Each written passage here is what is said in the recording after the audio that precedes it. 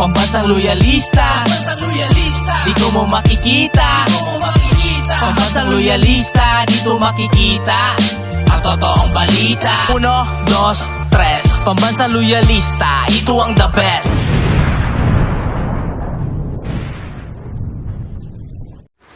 Mga ka-PL, i-update ko lang po kayo sa kapapasok lang na balita. Mainit-init pa po. 44 minuto lamang po ang nakalipas. Tungkol po ito mga ka-PL sa China Coast Guard na naman. Ang titigas ng ulo. Hinaras na naman po ang mga maliliit na barko natin, lalong-lalo na po itong maghahatid po ng supply sa Ayungin Shoal. Abay, ginamitan na naman po sila mga ka-PL ng water cannon. Kailan ba matatapos ang girian dyan? O ito po ang balita, basahin ko. Pero bago tayo magsimula, makikisuyo muna sa mga hindi pa po nakasubscribe. Baka naman po. At pakiclick na rin ang notification bell para updated sa lahat ng upload. At huwag niyo pong kalimutan, palike na rin po sa video. Maraming salamat po. Makikisuyo lang. Ang titigas ng ulo nito mga China Coast Guard na ito, pati na rin si Piste man si Jinping. Oy, ang sarap kurutin sa jagballs. Naiinis na talaga ako mga ka-PL. Tinatawa ko lang ba? The National Task Force for the West Philippine Sea reportedly that China Coast Guard vessel, ito na, 5203 use water cannon against Philippine resupply vessel ML Malaya o Kalayaan while conducting a resupply mission in Ayungin Shoal this Friday, November 10 po mga ka-PL. Kita nyo na. Sana naman gumawa ng mas malalim pang hakbang ang ating pamahalaan para matigil na ang girian sa West Philippine Sea. Huwag sana nilang hayaan na mas malalim pa, mas matindi pa ang mangyari. Sa ngayon, pa-laser lang ng, ano tawag doon? Yung laser green light ng military, di ba?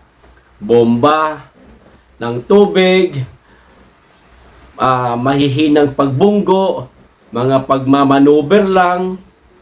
Paano kung nagkaputukan na at may buhay nang mawala? Wag naman sana. Malaking gulo po pag nangyari. Baka pagsimulan po ito ng, wag naman sana, kinatatakutan nating gera. Wala tayong laban sa kanila. Ganire lang tayo. Sa laki ng bansa nila, sa gaganda po at bagsik ng mga kagamitan nilang pangdigma, wala tayong lalaban. Helicopter nga, ilan lang yata meron tayo. Hindi pa yata umabot ng 300. Di ba?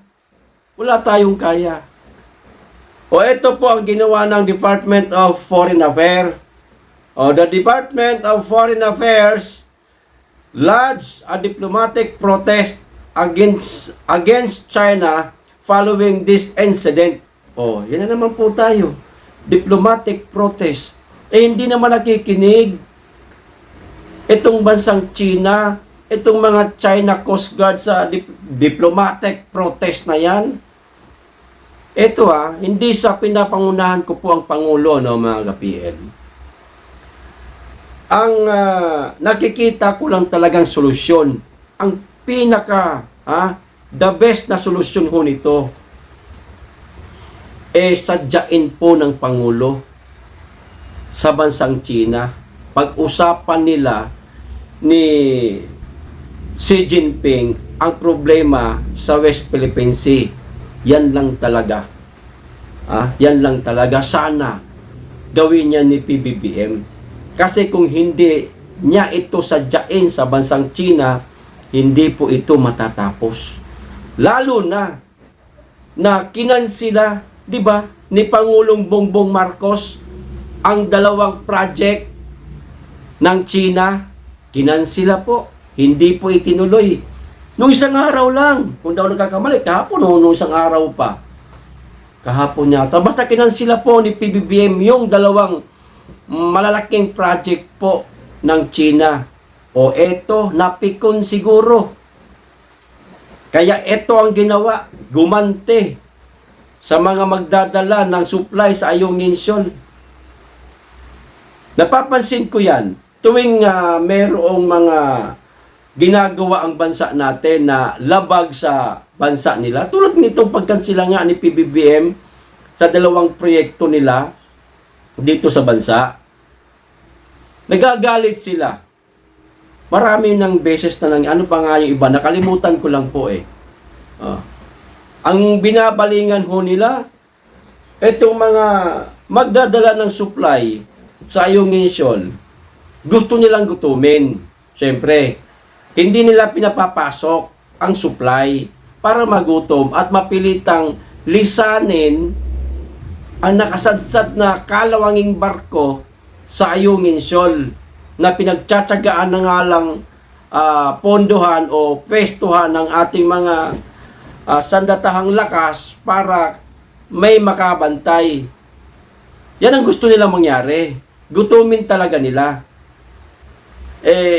Sa awa naman ng Ama, no, nagagawa naman po ng kaparaanan nito mga magdadala ng supply sa kanila at nakakapasok naman sila kahit papaano. Yun nga lang, di ba, may mga insidente na nababasa yung bigas. Siguro kung 5 sakong bigas nababasa, baka 1 sako na lang makarating. O kaya sa mga susunod na linggo magpapadala na naman sila ng supply at mahaharang na naman sila.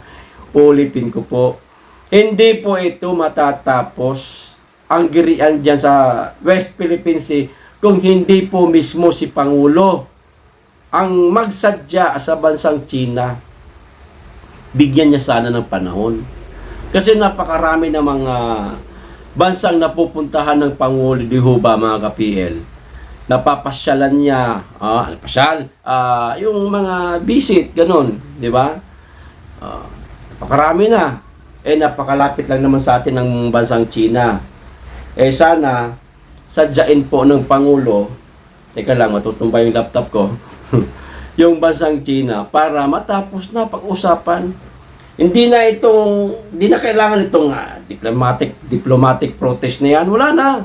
Pag-usapan nila maigi para matapos. Magkasundo na lang sila.